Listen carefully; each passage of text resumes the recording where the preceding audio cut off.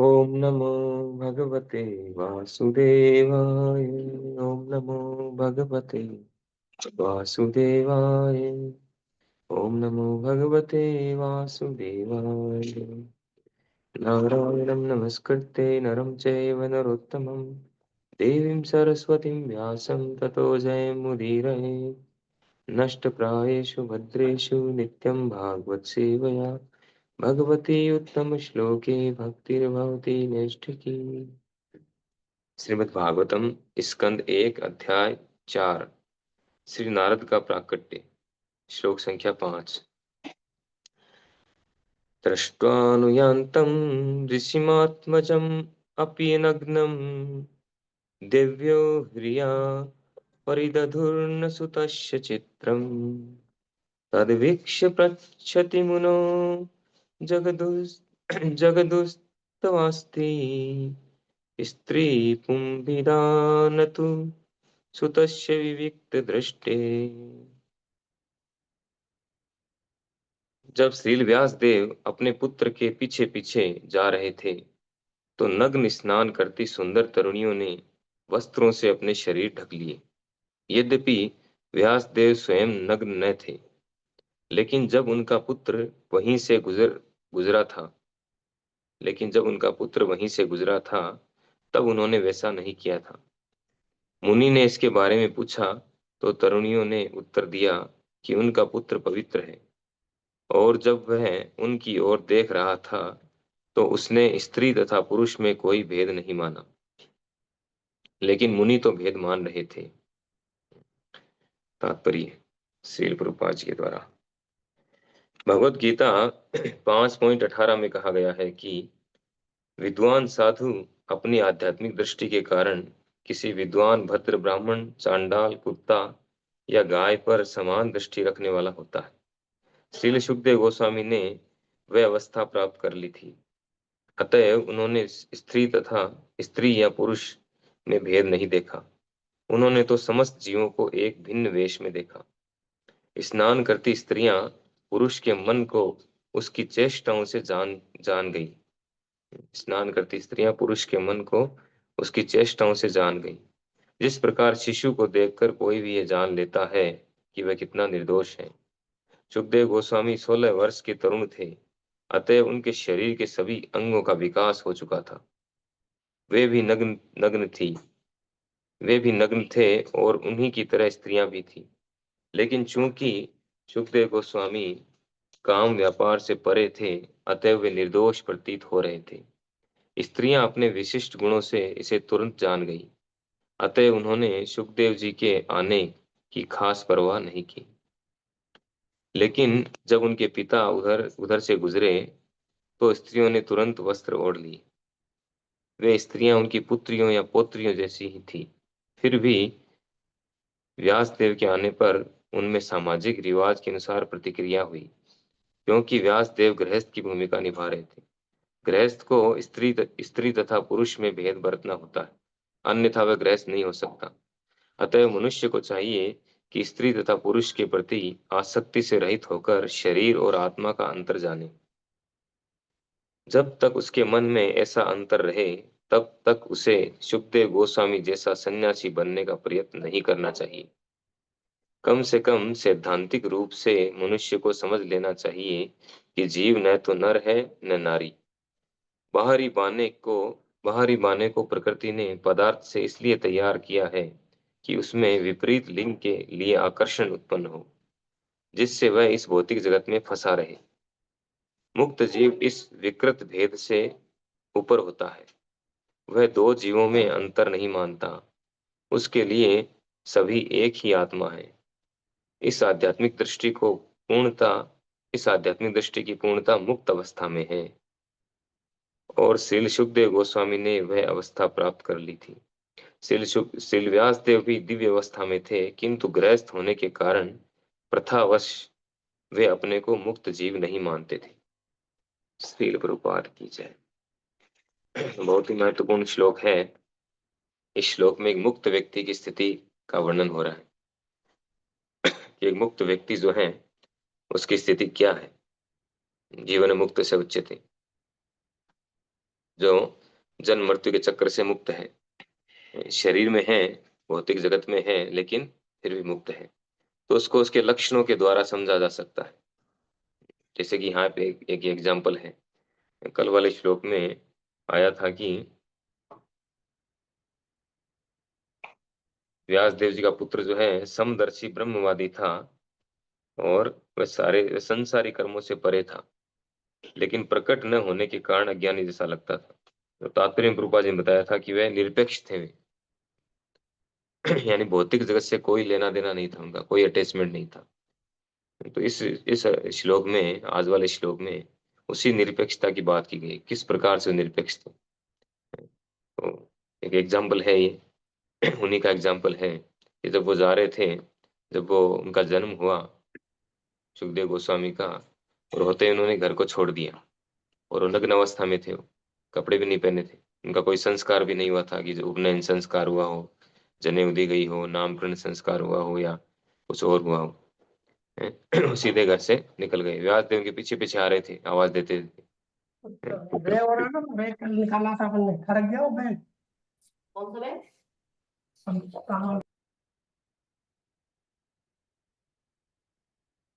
कुछ भक्त क्लास सुनते नहीं है, डिस्टर्ब और करते हैं क्लास को। तो व्यास देव जब पीछे पीछे आ रहे थे, तो आगे आगे सुखदेव गोस्वामी जा रहे थे। तो उस समय अ, एक तालाब में, नदी या तालाब जो भी था वहां पर, उसमें कुछ स्त्रियां स्नान कर रही थी, नग्न अवस्था में स्नान कर रही थी। और व्यास देव जी के पुत्र सुखदेव गोस्वामी भी नग्न अवस्था में थे, और यंग थे, 16 साल के यंग थे, और वो स्त्रियां भी यंग थी। तो स्वाभाविक रूप से जो है स्त्री पुरुष में आकर्षण होता है, जो भौतिक धरातल पर होते हैं उनमें ये आकर्षण स्वाभाविक है।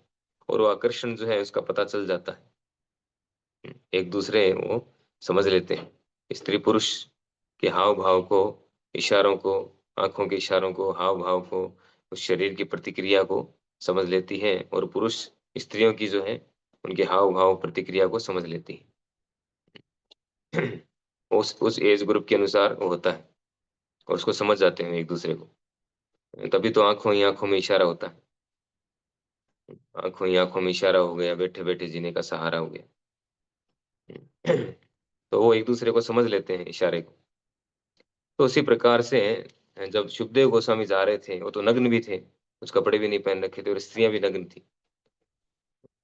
तो कोई आम व्यक्ति होता तो शरीर में जो तुरंत प्रतिक्रिया होती, लेकिन उन स्त्रियों ने नोट किया, उन्होंने वस्त्र नहीं ओढ़े उनको देख करके। स्त्रियों का स्वभाव होता है लज्जा, लज्जा जो है स्त्रियों का गुण है। तो तुरंत जो है वो वस्त्र, जैसे हम अभी भी देखते हैं, अब शहरों में तो ऐसा नहीं है, गांव में हम देखते हैं, जब जाते हैं, जो वो लोग कल्चर को फॉलो करते हैं, तो वहाँ स्त्रियां जो है वो घूंघट रखती है। जब भी कोई दूसरा व्यक्ति आता है, यानी घर में भी कोई बड़ा बुजुर्ग होता है, या कोई दूसरा बाहर का व्यक्ति आएगा, तुरंत वो घूंघट डाल लेती है ऊपर। लज्जा उनका स्वभाव है। होना भी चाहिए। तो वो उन स्त्रियों ने, यानी उनके स्वभाव के अनुसार तुरंत उनको वस्त्र ओढ़ लेने चाहिए थे। लेकिन उन्होंने क्या देखा, उन्होंने देखा कि ये जो व्यक्ति है सुखदेव गोस्वामी, उनमें कोई प्रतिक्रिया नहीं है, ऐसा ऐसा कोई लक्षण में प्रकट नहीं हो रहा है कि उनके प्रति आकर्षण हो उनमें। स्त्रियों ने नोट किया। जबकि वो तो कोई वेद वेद पढ़ी हुई नहीं थी, शास्त्र पढ़ी हुई नहीं थी, लेकिन इन लक्षणों को पहचानती थी वो। यहाँ पे कह रहे हैं प्रभुपाद जी तात्पर्य में कि स्त्रियां स्त्रियां अपने विशिष्ट गुणों से इसे तुरंत जान ली, ये गुण उनमें होता है। तो उन्होंने तुरंत इस चीज को भाप लिया। ये व्यक्ति जो है वास्तव में मुक्त व्यक्ति है, मुक्त पुरुष है। शरीर में कोई रिएक्शन नहीं है, कोई प्रभाव नहीं है। नग्न स्त्रियों को देख करके भी कोई उनका प्रभाव नहीं आया, वैसे ही जा रहे हैं जैसे पहले जा रहे थे। कोई अटैचमेंट नहीं है, कोई प्रतिक्रिया नहीं है। तो वो समझ गए, इसलिए उन्होंने उन्होंने भी कोई रिएक्शन नहीं दिया। लेकिन जब व्यास देव जी उनके पीछे पीछे आ रहे थे, व्यास देव जी देख भी रहे थे ये घटना, थोड़ी दूर पर ही हो रही थी। लेकिन जब थोड़ी देर के बाद ही व्यास देव जी वहां पे पहुंचे, तो व्यास देव जी को देखते उन्होंने अपने अपने वस्त्र ओढ़ लिए। तो यानी व्यास देव जी जो हैं, यद्यपि व्यास देव मुक्त पुरुष हैं, भगवान के अवतार हैं, लेकिन वो, क्योंकि वो गृहस्थ हैं, इसलिए इस तरह का व्यवहार कर रहे थे। तो व्यासदेव जी को देखते ही उन्होंने एक रीति रिवाज के अनुसार वस्त्र ओढ़ लिए, लेकिन सुखदेव गोस्वामी को देख करके नहीं ओढ़े। तो यहाँ पे एक श्लोक कोट किया प्रभुपाद ने इसको समझाने के लिए कि एक मुक्त व्यक्ति है, उसका क्या नजरिया होता है। विद्या विनय संपन्ने ब्राह्मणी कवि हस्तिने सुनिचे वैसे पाके चे पंडिता समदर्शिने। कि जो मुक्त व्यक्ति है वो एक ब्राह्मण में, गाय में, कुत्ते में, सभी में कहीं भी देखेगा, जहां भी दृष्टि डालेगा, जिस भी जीव पर, वो आत्मा का दर्शन करेगा, उसमें आत्मा को देखेगा, उस जीवात्मा को देखेगा। और जीवात्मा जो है न तो स्त्री है न पुरुष है। तो उसमें जो इस तरह से देखता है उसमें किसी तरह का कोई रिएक्शन नहीं आता है। तो सुखदेव गोस्वामी का जो नजरिया इस तरह का था, वो बिल्कुल प्रभावित नहीं हो रहे। तो ये मुक्त पुरुष के लक्षण है। मुक्त व्यक्ति जो है वो भौतिक परिवर्तनों से या स्थितियों से प्रभावित नहीं होता। स्थितियां कैसी भी हो, कुछ भी हो, सब हमेशा एक समान बना रहता है, सम बना रहता है। चाहे कितना ही नुकसान हो, कितना ही फायदा हो, सम्मान हो, अपमान हो, अच्छा हो, बुरा हो, इंद्रिय तृप्ति की बहुत सारी फैसिलिटी एक साथ कहीं मिल जाए, है, तो भी प्रभावित नहीं होता। मिले तो नहीं प्रभावित होता, नहीं मिले तो प्रभावित नहीं होता। किसी भी स्थिति में प्रभावित नहीं होता, मुक्त होता है, भौतिक परिवर्तनों से प्रभावित नहीं होता। ये एक मुक्त व्यक्ति का मुक्त व्यक्ति की स्थिति है जिसका वर्णन यहाँ पर हुआ है। आजकल क्या है, भक्तों में जो भक्ति में लगते हैं आजकल, दिखावा ज्यादा करते हैं, विनम्रता का दिखावा, अपने आप को इस तरह से प्रेजेंट करना कि हम तो बहुत बड़े भक्त हैं। आजकल ऐसा ज्यादा हो रहा है। चिटिंग प्रोपेंसिटी है ना हमारे अंदर, हम भौतिक धरातल पर हैं तो हमारे अंदर जो है चिटिंग प्रोपेंसिटी है। जो है वो नहीं दिखाते हैं, कुछ और ही दिखाते हैं। विनम्रता तो ऐसी दिखाते हैं कि बस पूछो मत, जैसे हमसे विनम्र कोई है ही नहीं, ऐसी विनम्रता दिखाते हैं, जबकि होता है इसका उल्टा है। अभी महाराज जी क्लास चल रही थी तो मैं उसमें प्रश्न उत्तर चल रहे थे। मैंने सोचा मैं एक प्रश्न पूछ लूं। महाराज इतनी ये जो आपके समक्ष जितनी विनम्रता प्रकट कर रहे हैं उतनी दूसरी जगह पे नहीं करते हैं।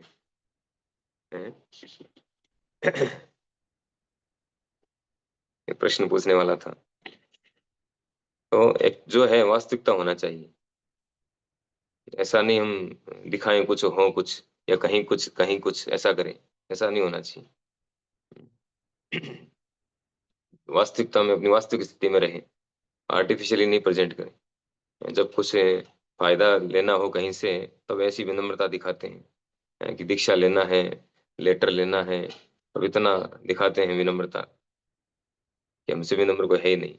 और फिर जो मिल जाता है उसके बाद गायब हो जाते हैं, है ना, फिर दिखते नहीं कहाँ गए, दीक्षा के बाद गायब हो जाते हैं लोग।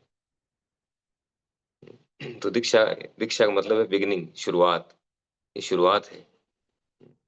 ये सबसे बड़ी बात क्या है, केवल दीक्षा जो है महत्वपूर्ण नहीं है, कृपा महत्वपूर्ण है। गुरुदेव दीक्षा तो दे देते हैं क्योंकि वो पतितों का उद्धार करने के लिए आए हैं। हम सब पतितों का उद्धार करने के लिए आए हैं, तो हमें भगवान से जोड़ने के लिए, परंपरा में जोड़ने के लिए दीक्षा भी देते हैं, लेकिन कृपा नहीं देते हैं। कृपा देते हैं तब जो देखते हैं ये कृपा के लायक है, तब कृपा देते हैं। तो इसीलिए जो है हमें वास्तविक स्थिति में रहना चाहिए, आर्टिफिशियली दिखावा नहीं करना चाहिए,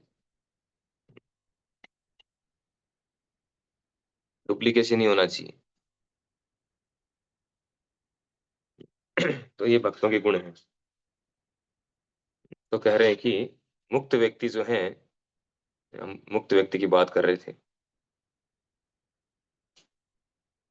कि मुक्त जीव इस विकृत भेद से ऊपर होता है। ये जो है, यानी स्त्री पुरुष का आकर्षण, स्त्री का पुरुष से, पुरुष का स्त्री से, ये जो भौतिक आकर्षण है ये वास्तव में एक तरह की विकृति है। विकृति का अर्थ है जो सही नहीं है, होना नहीं चाहिए, एक तरह की विकृति है, गलत प्रभाव आना। तो इस विकृति से ऊपर होता है मुक्त पुरुष। वो इन सबसे प्रभावित नहीं होता है क्योंकि वह जानता है कि सभी आत्माएं हैं, सभी आत्मा है, और आत्मा न तो स्त्री है न पुरुष है। और वो आत्मा को देखते हैं तो कैसे प्रभावित होंगे, बिल्कुल प्रभावित नहीं होंगे। उस बात को अच्छी तरह से समझते हैं। लेकिन जो इस बात को नहीं समझता है, आत्मा के विषय में जिसको ज्ञान नहीं है, जिसकी शारीरिक चेतना है, जो केवल चमड़े से समझता है, जो मुची, प्रभुपाद जी बताते थे सुची और मुची दो प्रकार के लोग हैं। सुची यानी जो ब्राह्मण है, सुची वैसे ब्राह्मण को बोलते हैं, यानी पवित्र व्यक्ति। और सुची का अर्थ है जो आत्मा का दर्शन करता है, पंडिता समदर्शी ने। और मुची कौन है? जो चमड़े का एक्सपर्ट है, जो केवल चमड़े का दर्शन करता है। हम्म, ये कितना गोरा है, कितनी गोरी है, कितनी सुंदर है, कितना सुंदर है, चमड़े से जो आइडेंटिफाई करता है, ये भारतीय है, ये अमेरिकन है। हम्म, इस तरह से तो उसको मुची बोला गया है। मुची यानी मोची, चमड़े का जो एक्सपर्ट है, वो जानता है चमड़ा किसका है, चमड़ा देखते बता देगा किसका चमड़ा है। उसी तरह से जो भौतिक धरातल पर है वो चमड़े के एक्सपर्ट है। वो जो है चमड़े के आधार पर आइडेंटिफाई करते हैं, या जाति के आधार पर, कुल के आधार पर आइडेंटिफाई करते हैं। लेकिन जो आध्यात्मिक धरातल पर हैं, वे आत्मा क्या, वे समझते हैं कि आत्मा है, ये सब जीवात्मा है, और जीवात्मा इन सब चीजों से परे है, उसका भौतिकता से कोई लेना देना नहीं है। तो इस प्रकार जो है, और ये सब आयोजन क्यों किया गया है, यहाँ पे बहुत महत्वपूर्ण बात बताई है प्रभुपाद जी ने, कि बाहरी बाने, एक जो महत्वपूर्ण बात है हमारे लिए, कि जब तक उसके मन में ऐसा अंतर रहे, यानी आत्मा और शरीर का जो अंतर, ये जो अंतर है, शरीरों वाला अंतर, ये स्त्री है ये पुरुष है, जब तक ऐसा अंतर रहे तब तक उसे सुखदेव गोस्वामी जैसा सन्यासी बनने का प्रयत्न नहीं करना चाहिए। जैसा मैं कह रहा था कि दिखावा करना, हम लोग भक्त होने का बहुत दिखावा करते हैं।